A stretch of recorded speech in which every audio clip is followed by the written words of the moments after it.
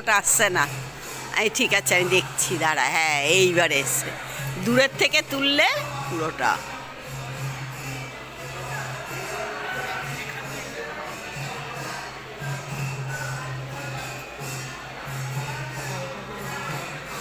হ্যাঁ,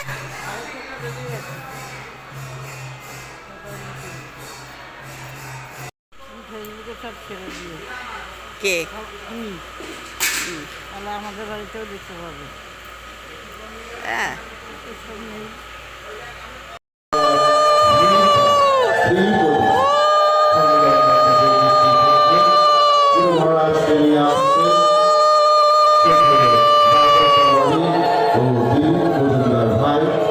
গুরু মহারাজের পাদুকা যুগল আফুট মস্তকে ধারণ করে মঞ্চে সম্মেলন মন্ডলে নিয়ে আসবেন শারদীর মা সরস্বতী মহারাজ।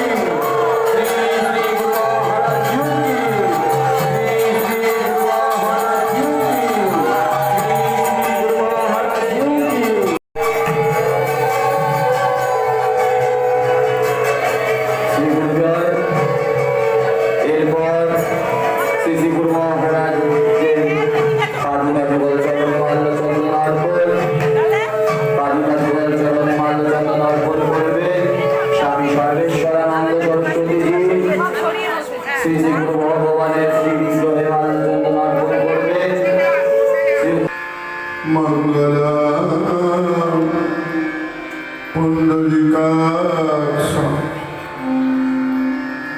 मंगलतनोहरि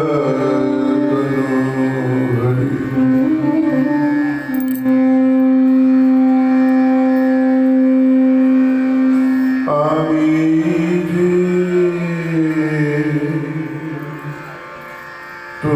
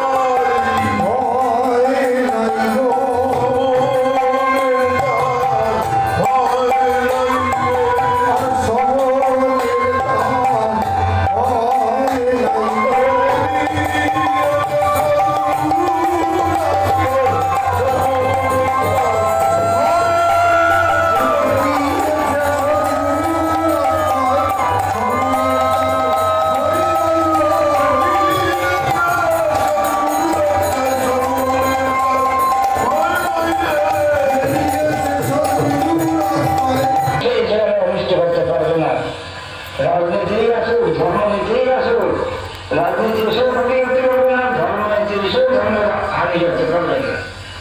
অতএব সঙ্গ করা একান্ত আবশ্যক। এবারেই শ্রীগুরু সঙ্গ তার শিক্ষা দিতেছে। শ্রীগুরু সঙ্গ না একটি যখন নাম হলো তেমন আরেকটি নাম লেখে আরেকটি সঙ্গ। সেদিকে শ্রীগুরুর রূপ দেখি এইভাবেই আশ্রমে যাতায়াত করিবা ও বাস করিবা। কলিযুগে সংঘ শক্তির প্রয়োজন আছে, তাই এই আশ্রম প্রতিষ্ঠা। তোমরা এখন সংঘবদ্ধ হয়ে কাজ করে যাও, দোষ ত্রুটি সন্ধান করো না। বসে গুরু মহারাজ ভক্ত সম্মেলনের অর্থাৎ নবম ভক্ত সম্মেলনের প্রস্তুতি সভায় যা বলেছিলেন তাই তা, কিন্তু তার পূর্বাহ্নে দুদিন আগে তার আবির্ভাব ছিল। সেই আবির্ভাবে চন্দ্রগ্রহণ ছিল। সেই চন্দ্রগ্রহণে শ্রীগুরু মহারাজের অত্যন্ত প্রিয় সন্তান আশুতোষ মুখার্জি মারা যান, যেও রাখেন চন্দ্রগ্রহণের 10 মিনিট পরে। তার একদিন আগে অর্থাৎ আবির্ভাবের পূর্বরাত্রে 12ই অগ্রহায়ণ উনি অন্তরের পত্রিকার সংবাদ পান। স্বয়ং গুরু মহারাজ যিনি পূর্ণ ব্রহ্ম নারায়ণ, তিনি তার অন্তরের কথা বলেছেন অন্তরের পত্রিকার মাধ্যমে, যা আপনি অবগত আছেন।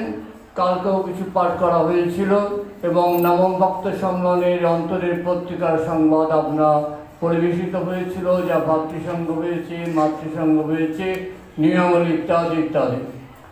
গুরু মহারাজ সত্য ফল দান করেন। আরও বলেছেন, নিষ্কাম ভক্তি সহকারে যে সকল ভক্ত আমাকে অল্পমাত্র পত্র পুষ্প ফল জল দান করে, আমি তাহা সাদরে গ্রহণ করিয়া থাকি। সুতরাং প্রতি ঘরে ঘরে নিষ্কাম কর্মের উপদেশ দিয়া সকলকে নিষ্কাম কর্মের অধিকারী করিতে চেষ্টা করিবে। এইভাবে ক্রমশ ক্রমশ কর্ম করিতে পারিলে প্রত্যেক গৃহী আদর্শ গৃহী হইতে পারিবে এবং স্ত্রী পুত্রাদি। আমরা দেখি যে সত্যতার ধর্মটা কি, আমরা জানি যে যা ধারণ করা যায় তাই ধর্ম। যারা যে বস্তুতে যে গুণ আছে সেই গুণটাকে কোনো প্রকারে তার হচ্ছে বস্তু থেকে আলাদা করা যেতে পারে না। এই জন্য মানুষের ধর্মকে, মানুষের গুণকে না, মানুষের গুণটা কর্ম করা বা সেবা করা। আমরা যে কোনো কর্ম করি কিছু না কিছু সেবা করি। তখন যখন প্রয়োজন হয় ক্ষেত্রে আমরা দেখি একটু বলে আমাকে একটু সেবা করা, সেটা করতে পারি, কিন্তু পরিণাম কী হবে সেই চিন্তা সে তখন করে না।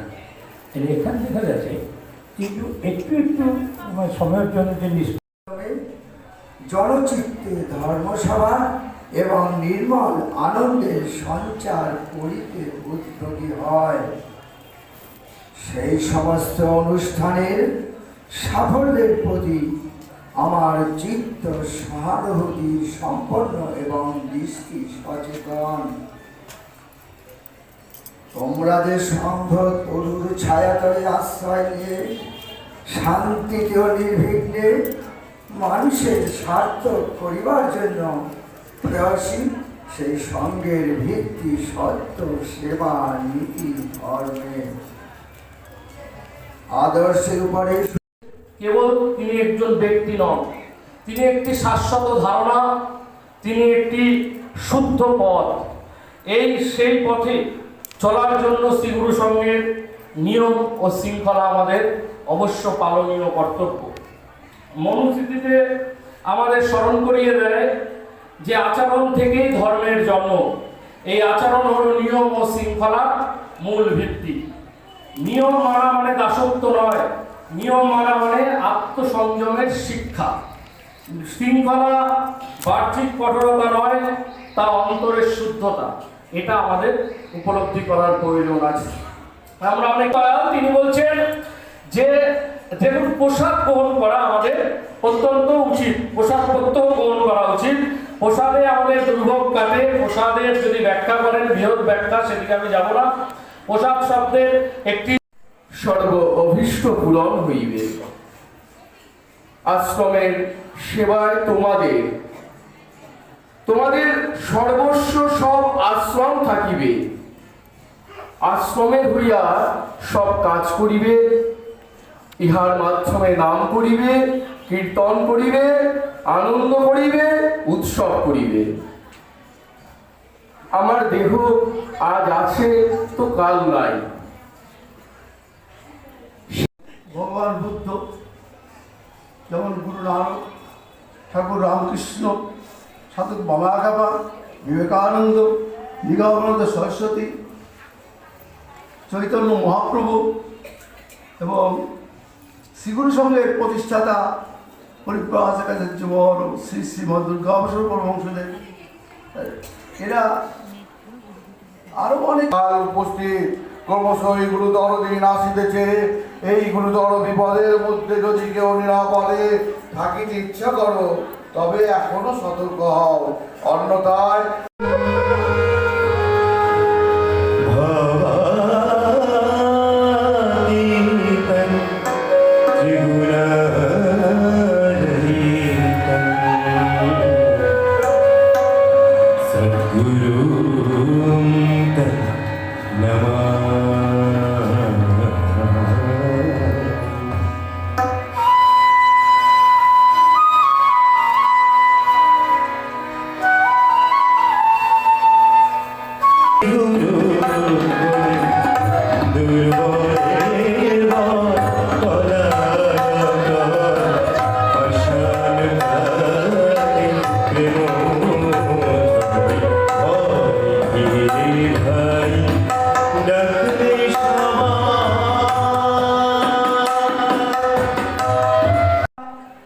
মত প্রণীত নববিধান অনুসারে চলিতে পারিলেই প্রকৃত সুখী হইতে পারিবে। হাবড়ায় বলেছেন, শ্রীগুরু সংঘের নববিধান যে না মানে তাহাকে আমি কি বলিয়া শিষ্য বলিতে পারি। পুরীতে বলেছেন 1371। একদিন বুদ্ধি রূপেণ সংস্থিতা, তার মাথায় বুদ্ধি এলো যে আমি বরিশাল জেলায় যাব। কিন্তু দেখুন, এখনকার যেমন বললেই আমরা পুরী বিভিন্ন ধর্ম ক্ষেত্রে আমরা যেতে পারি, তখন কিন্তু যেতে খুব কষ্ট হতো, সময়ের সাপেক্ষ। এবং গুরুদেব ভাবলেন সেখান থেকে বরিশাল সভা ঘুরে ঘুরে প্রতিটি গৃহে, অর্থাৎ গরিব, দুঃখী, ধনী, মানি, বিদ্বান, পণ্ডিত, অপণ্ডিত, প্রথমে আমাদের সাধন ক্ষেত্রটি তৈরি করতে হবে। এই বিষয়ে গুরুদেব কি নির্দেশ দিলেন সেটা প্রথমে দেখে নেওয়া যাক। গুরুদেব বলছেন, তোমরা ভাতৃসঙ্গ মাতৃসঙ্গ সভা ঘুরে ঘুরে প্রতিটি গৃহীর ঘরে করিবা। ঘুরে ঘুরে প্রত্যেক গৃহীর ঘরে করতে বলছেন গুরু মহারাজ। তারপর কি বলছে, তোমরা আমার আদেশ নির্দেশ রক্ষা না করো, তবে আর রক্ষার উপায় নাই। 11 আমি তোমাদের যেমন আসে কথা নিশ্চয়ই পারতেন, কিন্তু তেনার সেই আবদার ছিল এবং তেনার সেই আবদারে গুরুদেব লিখেছিলেন মঙ্গলগড় কেন, এবং অন্যের জবানিতে, মানে সেই মা যে চাপ দিয়েছেন সন্তান স্বরূপ ভগবান দুর্গাপ্রসন্ন পরমহংসদেবকে যে মঙ্গলগড়ের মহিমা তোমার লিখতেই হবে, আমি এই দেখেছি, এই পেয়েছি, তোমাকে লিখতে হবে। গুরুদেব লিখে ওনাকে দিয়েছিলেন সেই লেখা। এই লেখনীতে গুরুদেব লিখেছেন মঙ্গলগড় কেন, অন্যের জবানিতে। মানে আপনারা কথাটা শুনলে বুঝতে পারবেন যে এই কথাটি শিষ্যের জবানিতে বা অন্যের জবানিতে, কিন্তু লিখলেন গুরুদেব, হস্তাক্ষর গুরুদেবের। ওনাকে গুরুদেব লিখে এই লেখাটি দিয়েছে। আশ্চর্য হওয়ার কিছু নেই, এটি শ্রীগুরু সংঘ থেকে প্রকাশিত গ্রন্থাবলীর মধ্যে আপনারা পাবেন অনুসন্ধান করলে। নামটি আমি বলবো না, সকলগুলো একটু ঘাটুন, সঞ্চালক দাদারা আছেন, বলে দিতেই পারেন, না বললেই ভালো হয়। আনুমানিক যা আছে লক্ষাধিক, কিন্তু পত্রিকা সংখ্যা এখন যে পত্রিকা ছাপানো হয় জানেন কত? খুব জোর হলে 30 থেকে 35,000। আর কত লক্ষ শিষ্য বলুন তো? এই যে একটু আগে প্রশ্ন করলাম, খুশিতে সবাই হাত তুললেন আওয়াজ। হ্যাঁ, যারা আছেন হয়তো আছে, আপনারা মিথ্যা কথা বলছেন না, আমিও মিথ্যা কথা বলছি না। পাঠের দিকে হ্যাঁ, আলোচনা অন্যজন করবেন। আমি শিষ্যদের অবস্থা বুঝিয়াই বহু চিন্তা ভাবনা করিয়াই নববিধান প্রবর্তন করিয়াছি। শ্রীগুরু সঙ্গের সংগঠনের মূল ভিত্তি এই নববিধান। একটু শ্রদ্ধা ভক্তি হইলেই মানিয়া চলিতে পারে। সংগঠন নববিধানাসরে অনুসারে দীক্ষার আগে নববিধান দেওয়া হয় পাঠ করিয়া, তা প্রাঞ্জল ভাষায় বোঝার পর, আগে প্রাঞ্জল ভাষায় বোঝানো হতো, যাই হোক শ্রীগুরু যায়, তা নিজে বোঝার পর তারপরে দীক্ষাক্রিয়া ঢোকা হয়। কিন্তু এখন এই নববিধানকে আমরা অপব্যাখ্যা করছি। নববিধানের ঠাকুর বলছেন পরস্পর ভাতৃভাব। ভাতৃভাব তখন কি করে আসবে? পরিবেশন করিবেন, তাহা গ্রহণ করিয়া মনুষ্য জনম সার্থক করিয়া জীবনযাত্রার পাথেয় সংগ্রহ করিয়া লইবে।